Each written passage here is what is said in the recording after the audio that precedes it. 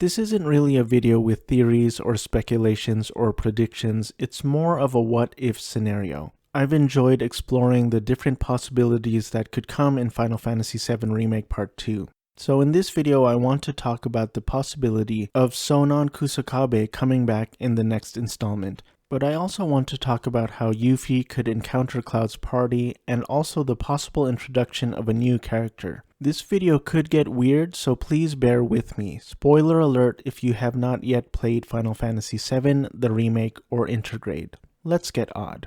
A recurring theme of Final Fantasy VII is how characters deal with loss and death. Towards the end of episode Intermission, Sonon Kusakabe sacrifices himself in order to protect Yuffie. Unfortunately, Yuffie will have to deal with this loss. Although, at the end of the game, she does seem to be kind of okay with it. The amazing Yuffie wants you! But I think her emotions will have to come up to the surface eventually. At this point, I start to picture two things happening. A. Yuffie starts to have weird dreams or nightmares or visions. Let's just call them visions for now. And B. Yuffie starts seeing whispers and she believes that they are chasing her. There could be an incident, maybe in the town of Calm or maybe in the town of Junon, where both Cloud's party and Yuffie get attacked by whispers, and Cloud and Yuffie are surprised at this, and the fact that all of them can see the whispers is how they encounter each other and it's what draws them together.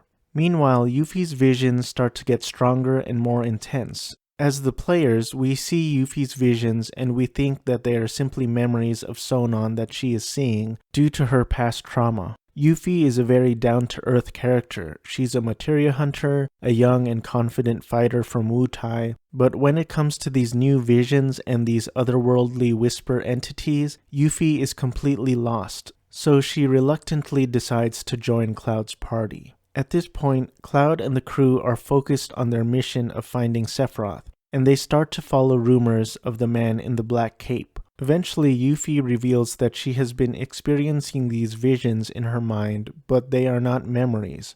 They are events that involve her and Sonon, but they feel like memories that have never happened, or perhaps memories that have not happened yet. They start to feel more like premonitions rather than memories. There were scenes in Part 1 that involved seeing visions of the future, but at the same time, Yuffie knows that this is impossible because she witnessed Sonon die before her very eyes. Shout out to the YouTube channel Failroad Express who made a recent video on Final Fantasy VII Remake, and he used the term flash forwards, but that's a similar thing to what I'm talking about here. Yuffie doesn't know what is going on. Her mental health becomes unstable as she tries to move forward, but she is still unable to let go of her past trauma with Sonon. Eventually, it is revealed that these visions that Yuffie is experiencing are not due to random thoughts floating around in her head, but they are actually coming from a mysterious source. Cloud's party continues their journey searching for the man in the black cape,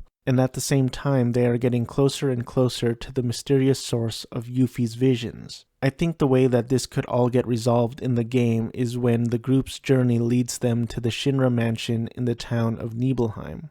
Yuffie realizes that her quote-unquote future memories were not of Sonon, but they were of Vincent. But since she had not met Vincent yet, and since her mind was still processing the loss of her friend Sonon, her mind interpreted the man in her visions as Sonon. Are you lost yet? Because I sure am. I think this would also establish a kind of cosmic connection that Yuffie and Vincent have, because as we saw in Dirge of Cerberus, the game opens up with Yuffie and Vincent closely working together. They are kind of the two outsiders of the game, since they were optional characters in the original game, although it could be argued that they are two of the most popular characters in the whole franchise. So there you have it. This was my what-if scenario exploring the possibilities if they decided to bring Sonon back for Part 2. Also, I think it's interesting that they decided to make a PlayArts Kai action figure based on Sonon Kusakabe, who has only appeared in 2 DLC chapters of episode Intermission. It makes me think that Intergrade won't be the last time we see him. Also, I've only played the game with English audio so far, but Alex Lee did such an amazing job in his performance, it would be great to hear him in Part 2. Well, I don't even know where to begin with all of that.